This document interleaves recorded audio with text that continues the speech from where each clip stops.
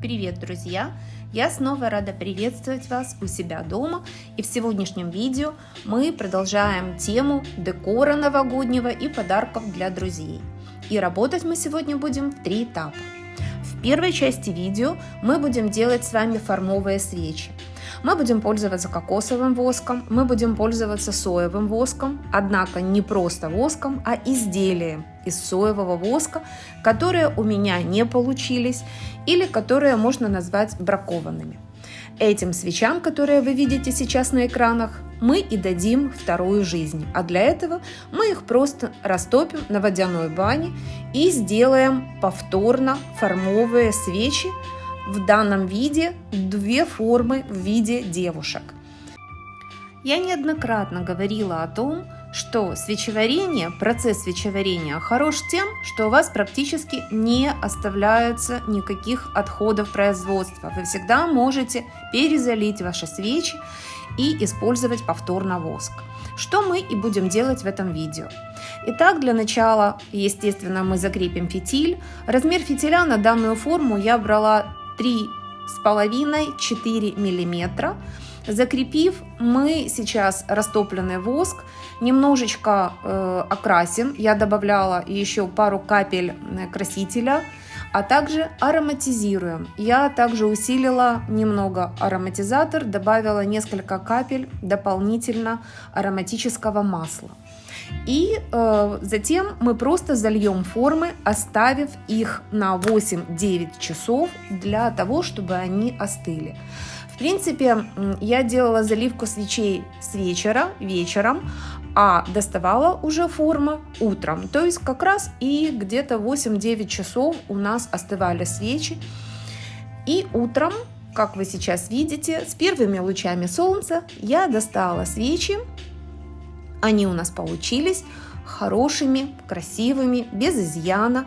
Доставать из этих форм свечи не очень тяжело, требует небольших усилий, но в принципе легко достаются изделия. Формы и ссылки на видео, в которых я уже делала подобные изделия, я оставлю под этим видео. Вы можете их купить также на сайте AliExpress или Amazon, но все подробности я оставлю в виде ссылок под данным видео. Итак, убрав остатки фитиля с нижней части свечи у нас в принципе готовы для работы. И наступает второй момент, вторая часть нашей работы – это декор. Мы будем работать с поталью и акриловыми красками. А для этого нам понадобится ватный диск, спиртовой раствор и краски. При помощи спиртового раствора и ватных дисков я очищу, обезжирю свечи в тех местах, в которых я буду расписывать акриловыми красками. В данном случае это будет повязка на глазах у первой модели, у первой свечи. И у второй свечи это будут небольшие цветы в волосах, которые я буду расписывать, придавая небольшую красоту, изыск для свечи.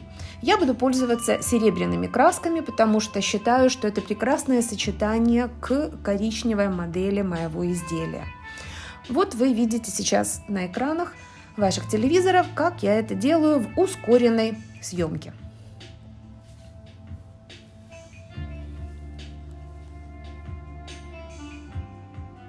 Как вы видите, изделие получается даже очень привлекательным и, мне кажется, элегантным.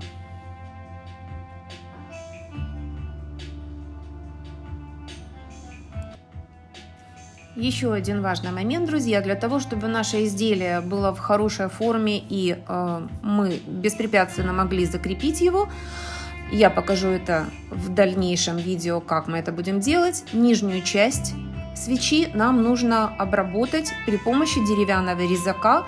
Она должна быть у нас абсолютно прямая или плоская, без всяких изъянов и бугорков. Ну вот теперь мы можем приступить к этапу работы с поталью. Для этого нам нужен будет клей, вот он у вас перед экранами сейчас, клей, которым я пользуюсь, и также поталь. Мы нанесем поталь не на всю свечу, а только в некоторые отдельные части. Мы просто придадим ей немного красоты при помощи потали и цвета золота. Я думаю, это новогодние краски, и они будут прекрасно смотреться на нашей свече. Итак, при помощи золотой потали и клея в нескольких частях этой свечи мы сделаем небольшое украшение. Украсим свечу поталью. Вы сейчас видите, как я это делаю на экранах. Не ложите очень много потали. Не нужно всю свечу украшать золотом. Мы будем делать необычную, я бы сказала, художественную работу, украшение. И чем меньше золота на свече, тем лучше.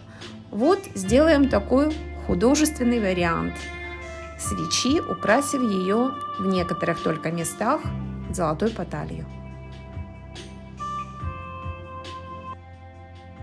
Вот что у нас получилось, друзья. И теперь момент, когда мы переходим к третьей части нашего видео. Мы будем с вами делать подсвечник для свечи и опускать свечу в данный подсвечник, закреплять ее. Для этого мы растопили с вами кокосовый воск и залили кокосовый воск в наши бокалы, которые вы видите сейчас на экране. Старайтесь брать широкую посуду. В ней закрепить свечу получится достаточно просто. Итак, после того, как кокосовый воск у нас остыл, мы можем начинать опускать свечу, закреплять ее и украшать какими-то еще декорированными камешками или бусинами, что бы вы хотели. Для этого мне понадобится фен. Верхнюю часть воска я немного подтопила и сразу же опускаю свечу в бокал. Она у меня достаточно плотно сразу же сцепляется с верхней частью растопленного воска. Не нужно медлить, и тут же можете посыпать какими-то камешками, украсить. Вот я взяла золотистого цвета, чтобы они сочетались у меня с золотой поталью. В принципе, это и все. Наша свеча готова. То же самое мы проделаем и со второй свечой. И это ваше украшение, новогодние подарки для ваших друзей и декор для вашего дома. Кому понравилось, я буду очень рада увидеть вас в следующем видео, где мы продолжим тематику новогодних подарков и декораций. А на данном моменте я с вами прощаюсь, друзья. С наступающими праздниками. Желаю вам хорошего настроения. Увидимся в следующих выпусках.